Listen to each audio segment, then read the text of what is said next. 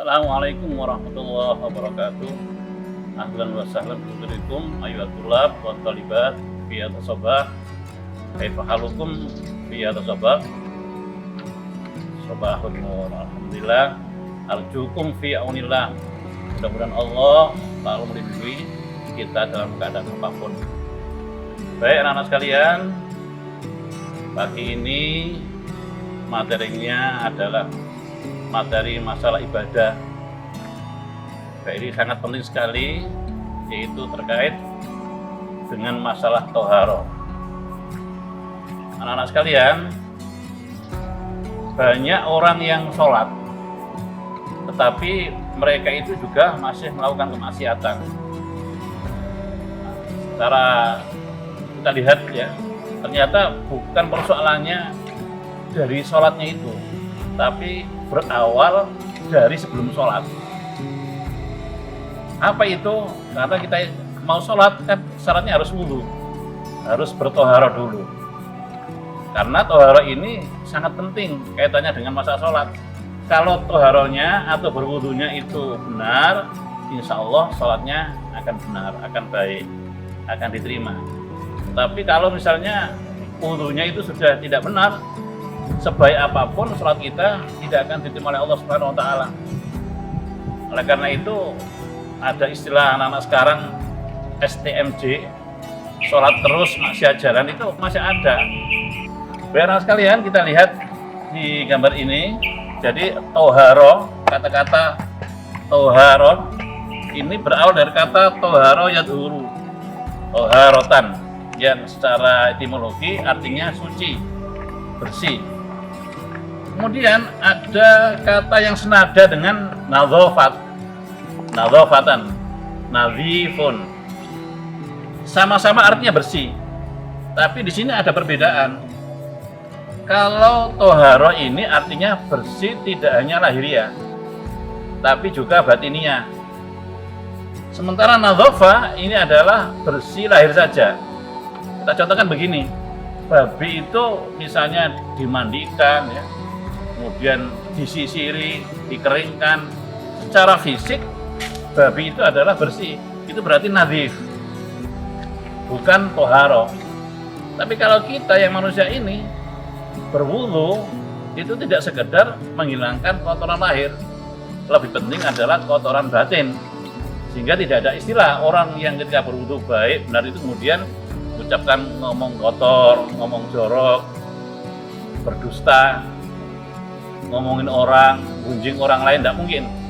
Karena toharo itu tidak sekedar menghilangkan kotoran-kotoran lahir, lebih-lebih adalah kotoran batin. Oleh karena itu anak-anak sekalian, ketika kita berwudu jangan sampai kita ini ngobrol, kadang ngobrol dengan teman-temannya, bahas masalah apa dalam kondisi wudu, itu tidak baik, tidak dibenarkan.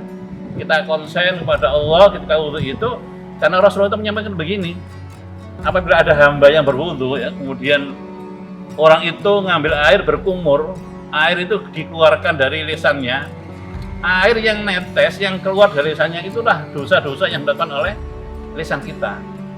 Ketika kita membasuh wajah kita, kemudian ada tetesan air yang turun dari wajah kita, itulah dosa-dosa yang dilakukan oleh wajah kita. Kita basuh tangan kita juga demikian, air yang netes dari tangan kita ini itulah dosa yang dilakukan oleh tangan-tangan kita, sampai kepada seluruh anggota yang harus dibasuh. Sehingga orang Islam, orang yang beriman ketika dia berwudu itu betul-betul menghilangkan kotoran lahiriah, juga kotoran batiniah. Ini terkait dengan masalah pengertian ini ya. Nah, sekalian, salah satu syarat ya, sholat itu harus berwudu dulu. Ya. Miftahus sholat at-tuhur. Kuncinya sholat itu adalah berwudu. Jadi jangan sampai kita ini ketika akan sholat tidak berwudu. Ada kadang-kadang di satu sekolahan yang diharuskan misalnya ketika masuk awal kemudian disuruh sholat duha, dia tidak berwudu tapi sholat.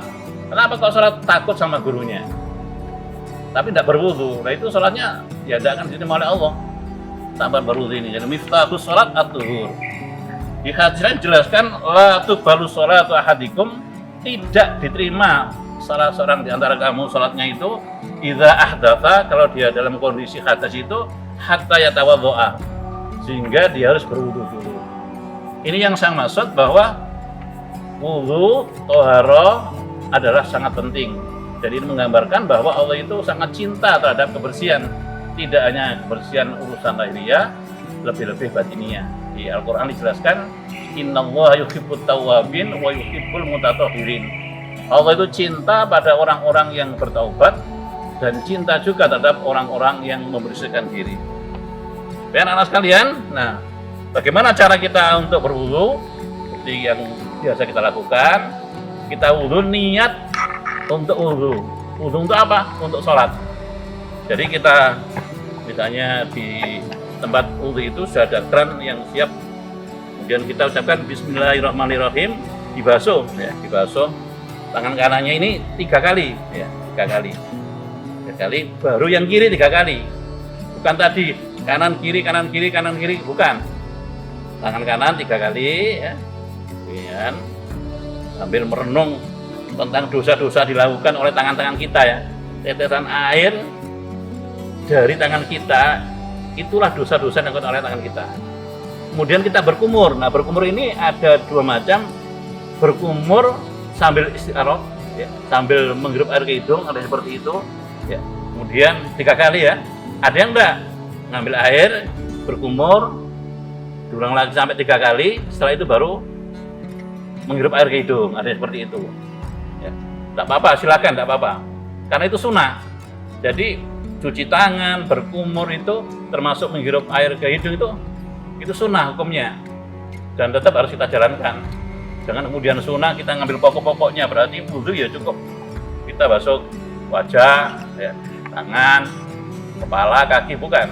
Tapi yang sunnah pun harus dilakukan. Setelah kita cuci tangan, kemudian kita basuh wajah kita seperti tadi itu 3 kali, ya, 3 kali. Kemudian tangan sampai ke siku, jangan dibalik, siku ke tangan. Ayatnya itu wa aydiyakum ilal marafiq, ya. Ini ya, 3 kali. Jangan gantian. Bukan kanan kiri, bukan, tapi kanan 3 kali, kiri 3 kali. Kemudian kita usap kepala kita itu, kepala loh, ya, karena bukan rambut loh. Karena tidak semua orang punya rambut. Ya, kalau misalnya ada laki-laki yang tidak punya rambut gundul, lo mau rambut yang mana mau dibasuh, ya. Jadi ambil masalah itu dibuang, kemudian diusapkan di kepala tadi itu sampai kofahu tengkuk, tumaroda bima, kemudian dikembalikan semula, ya. Setelah itu kemudian baru kaki 3 kali kanan dibasuh, ya, di sela-sela jarinya itu. Kemudian yang kiri 3 kali juga sela-sela jarinya itu. Setelah itu kita harus membaca doanya, yaitu asyhadu an la ilaha illallah wahdahu la syarikalah wa asyhadu anna muhammadan abduhu wa rasuluh. Itu doanya. Setelah itu sudah selesai. Baik anak sekalian, saya kira cukup materi toharoh ini. Sekali lagi kita kerjakan dengan sebaik-baiknya supaya untuk kita diterima oleh Allah. Kemudian kita lanjutkan dengan sholat yang baik, yang benar, sehingga sholat juga diterima. Insya Allah fungsi sholat seperti dijelaskan dalam Al-Quran, inna sholata tanha anil fahsya'i wal munkar, itu akan kita peroleh bahwa sholat adalah bisa mencegah barang keji dan yang munkar.